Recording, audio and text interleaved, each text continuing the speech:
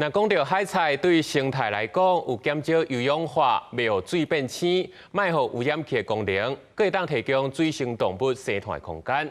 因海菜摕来食，嘛真有营养的价值。嘉义县五股湿地生态保护协会就咧办环境教育课程，要互大众更加了解饲海菜这个行业。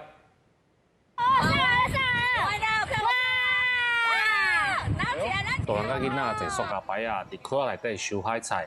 嘉义县五股湿地生态保护协会配合海洋保育署伫环境教育的稳啊，举办渔业环境教育的体验课程，要互民众来入捌什么是养殖海菜。是这款海菜，伊免搁抽地下水，伊用少量的海水就让饲。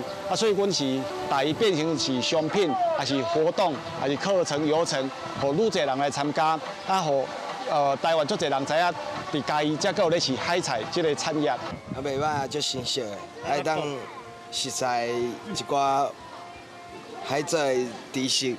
五股湿地生态保护协会表示，养殖海菜性质，佫会当净化水质，对环境真有帮助。为着要互地方知影友善环境的好处，课程佫邀请专业的老师来向在地渔民分享安怎透过友善环境来发展渔村甲渔业。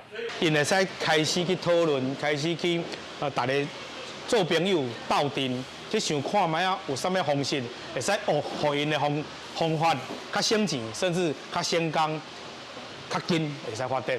协会表示，台湾高抗养殖业需要饲料，所以要带动这海菜养殖发展。但是因为高抗养殖白痴，嘛互五股养殖海菜大包啊无去。透过体验活动的课程，若要互民众重新来入捌海菜，嘛希望替地方找到渔村发展的目标。记者林慧婷，嘉义报道。